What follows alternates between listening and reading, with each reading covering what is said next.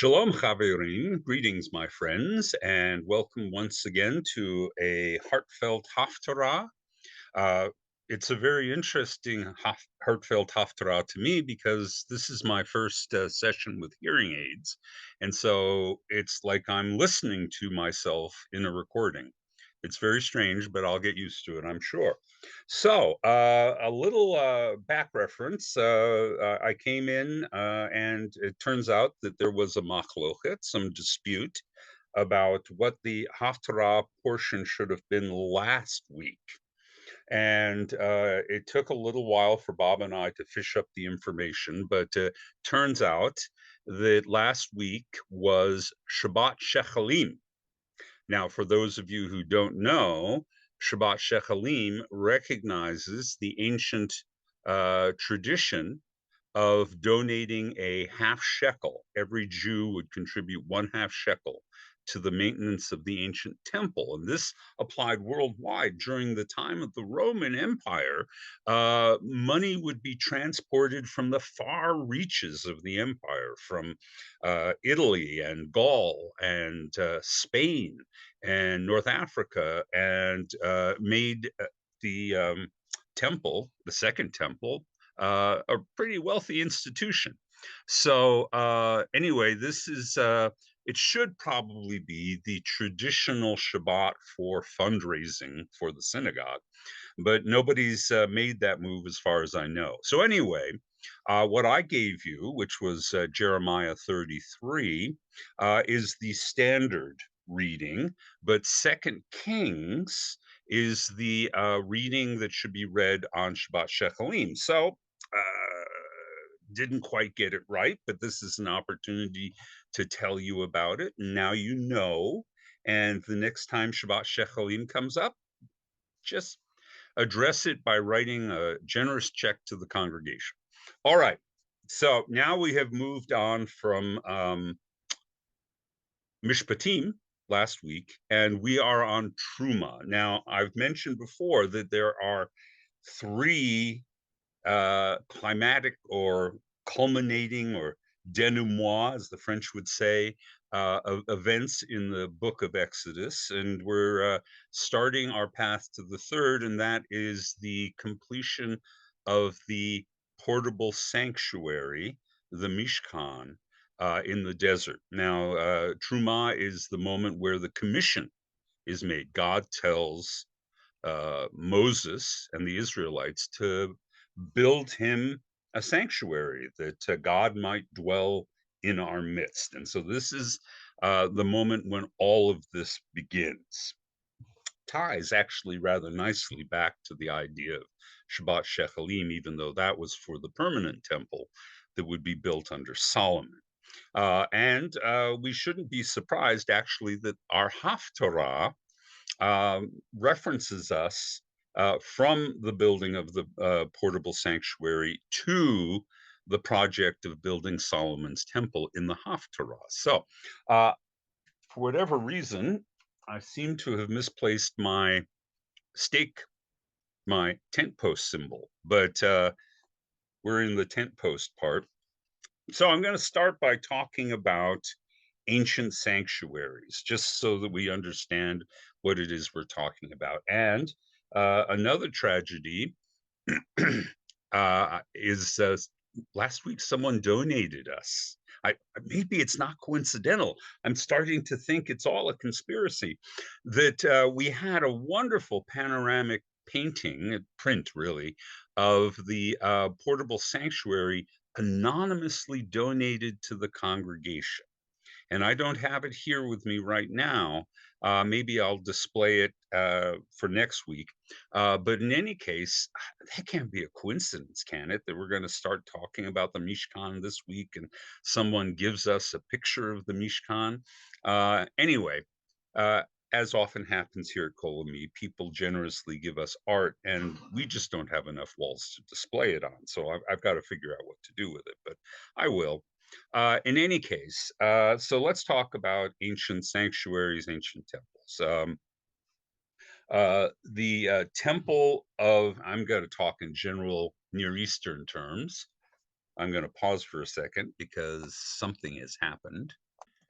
Right. So, as I was saying, I was talking about ancient sanctuaries and temples.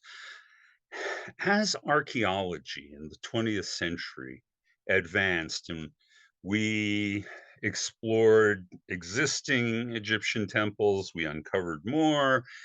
Just as important, we started uncovering temple ruins in Syria and in Iraq and in Jordan. It becomes clear that the model of the Mishkan and the model of Solomon's temple is right on target for exactly what a temple should look like in the ancient world. Um, it's the model is replicated across cultures and across geography across the ancient Near East, and it's a threefold structure. There will be an outer area where there will be sacrifices. There will be a inter area known as the sanctuary, which presumably some kind of class of priests or specialists would function. And there would be a very small zone, and this could be from anything, a little place that could hold 10 or 12 people to a gigantic structure that would be the Holy of Holies or the intersanctum of the sacred space. So we shouldn't be surprised that when Solomon in our Haftarah invites Hiram of Tyre, a Lebanese Phoenician king, to help him build the temple in Jerusalem. Hiram builds the standard model of ancient Near Eastern temples, and these all follow a pattern. So, even as much as we understand Israelite religion to be unique on certain levels, we also, in ancient times, pretty much fully participated in aspects of ancient Near Eastern culture from the Mediterranean all the way to the Persian Gulf. There's a lot we can see in common going on, and the order and structure of how people worshiped was pretty similar. I will add this, probably one of the most unique, at least this is an argument from silence, literally.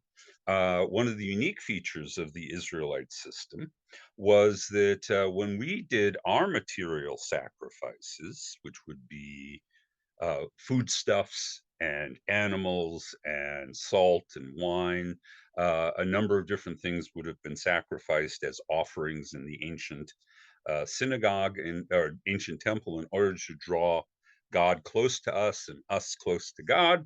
In many ways, that mimicked, again, what our neighbors were doing, with one exception, and that is that having dug up so much information about ancient temples and ancient sacred spaces and written records of them, we know that in Egypt and in ancient Canaan and in ancient Mesopotamia, sacrifices would have been accompanied by prayers or incantations. There would have been specific liturgy that would have been recited when the sacrifice or the offering was made.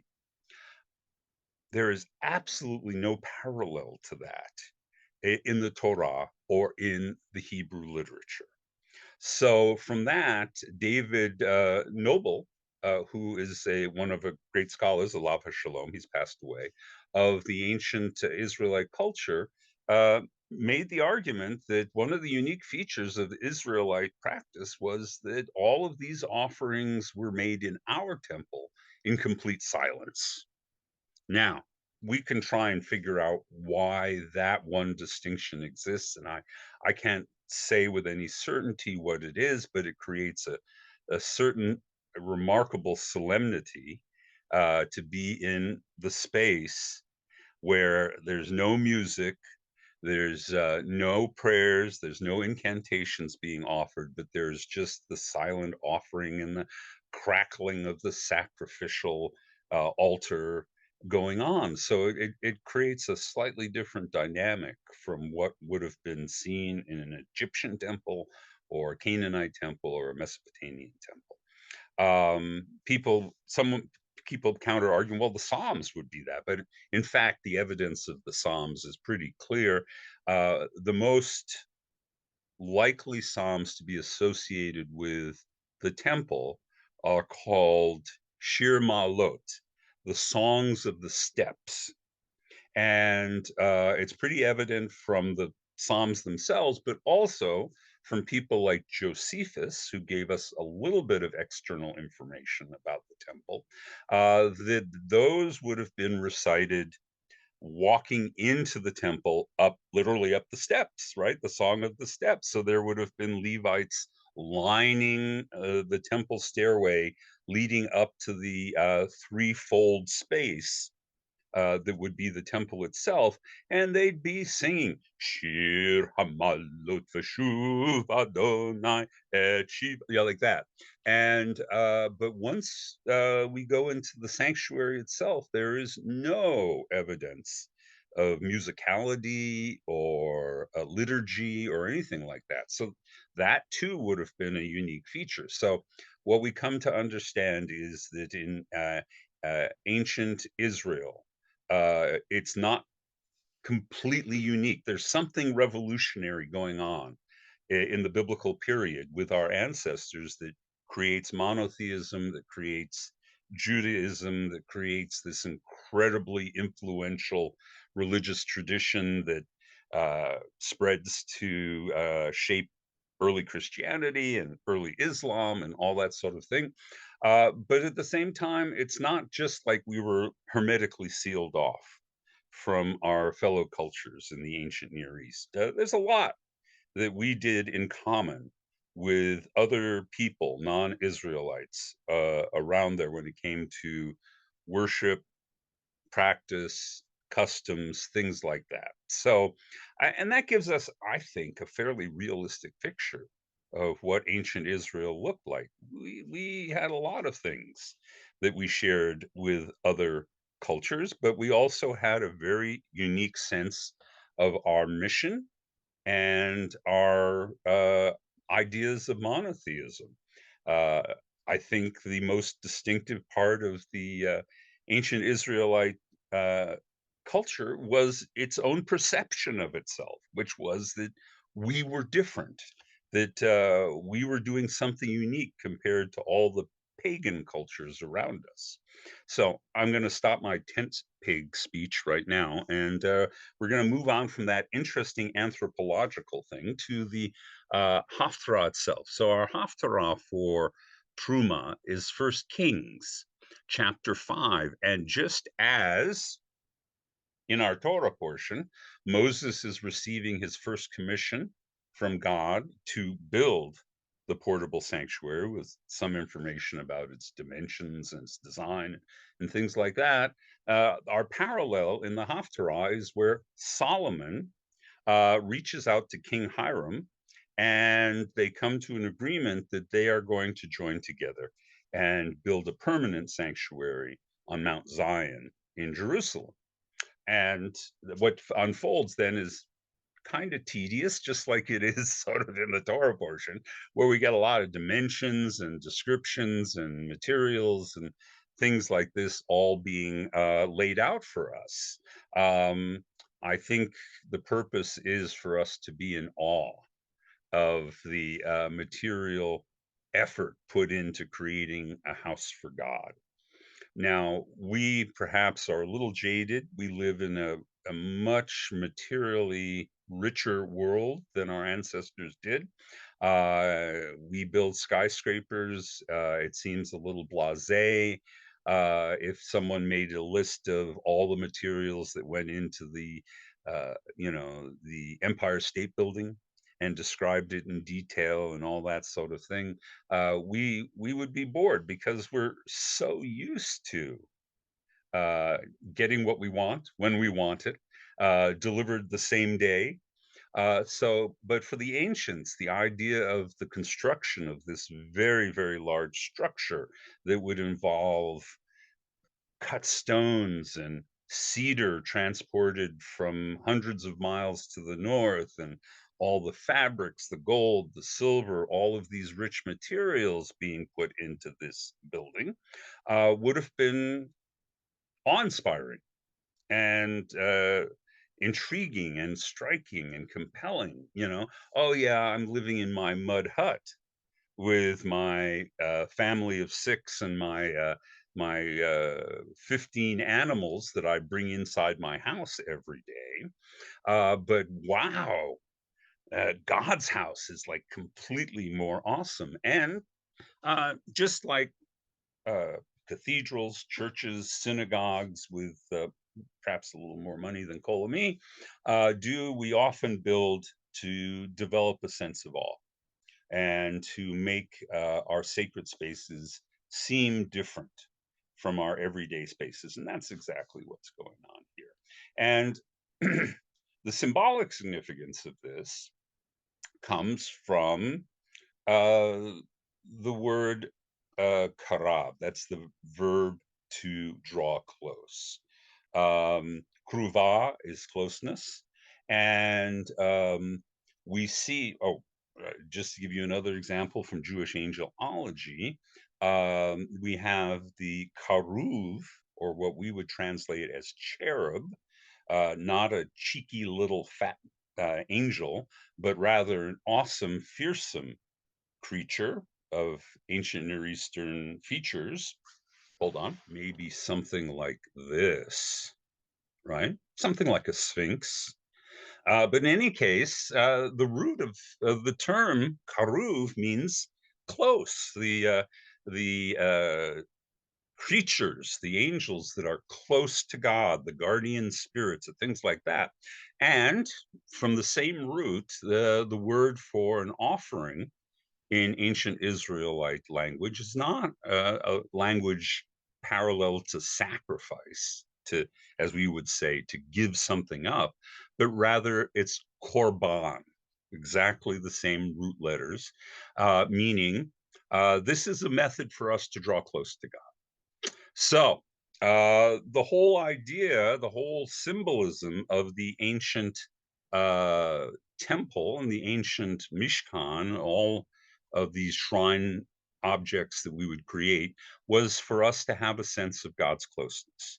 And in fact, you could argue that the description of the Mishkan and then the subsequent almost identical features in the permanent temple are meant to represent God's apartment on earth. You know, those of us lucky enough to live in Manhattan will have an apartment in Manhattan, but we've got to have an extra residence in Denton County.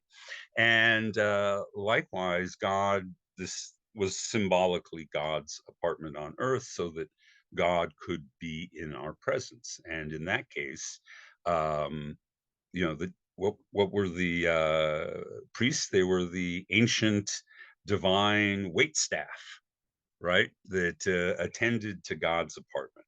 Uh, make an important distinction here. Christians think that the uh, sacrifices were the central aspect of ancient Israelite worship, and therefore they equate that with the sacrifice of Jesus, and so he becomes a symbol of continuity and transformation of that central idea. But that's not the central idea in the Israelite system. The sacrifices or the offerings are all well and good, and we do it because that's what all of our neighbors do, just like we build our temples to look the same way. But what we're really interested in, what's at the heart of the system, this building, is a place where God dwells. And so it's really about keeping God close to us. That's the central project. Not making offerings of material, of food, of animals, but that as a symbol that God is in residence, that God is here with us. And I think that's something we crave even today. We all want a sense of the transcendent here with us on earth. Maybe we get it from standing on a mountaintop or seeing a beautiful river or something like that. But we all crave the sense that we are close to something bigger than us. And that's exactly what the temple did for our ancestors. One other observation before I finish up here, because I think there's a very subtle criticism going on in the Haftarah, and that is it describes how Solomon orders a mas. Now, in ancient Hebrew, a mas is a forced service. People would be required to come in and do labor, and that's how the temple gets built. Uh, Tens of thousands of Israelites are essentially drafted in a mas in order to help construct this sacred building. Now, I don't think it's coincidental that the word mas is also used in the book of Exodus earlier to describe our harsh labor under the Egyptians. So even as we are impressed and at awe with what Solomon is doing, maybe we are also being told something problematic. That in his exaltedness, in his arrogance, in his royal authority, Solomon is reiterating and revisiting the practices of Pharaoh, and this can't be a good thing. And in fact, if we were to look on further into the Hebrew Bible, we will see that after the death of Solomon, the United Israelite Kingdom breaks up. The northern tribes say that these kings in the south are too harsh, and we're going to form our own monarchy. And so the northern tribes split off from the southern tribes. So you see how, cause and effect, a kind of biblical karma. If we go back and revisit the practice of the Egyptians, it is going to harm us just as it harmed the Egyptians. It's morally wrong, and we shouldn't do it. So even as we celebrate Solomon, his temple, and his wisdom, we also see that maybe he's sowing the seeds of disruption and dissent and moral protest among at least a segment of the Israelites. Um, it's very hard to lead and not get a little corrupted by that power. And I think that's part of the message of our Haftarah also. So, glory in the temple, glory in the Mishkan, understand that impulse to worship and to have a sacred place in our lives, but also think about uh, how do we do that morally? How do we achieve that without exploitation or oppression? I think those are some wonderful things to think about that come out of our Haftarah. And I'm going to stop here. That's plenty of information.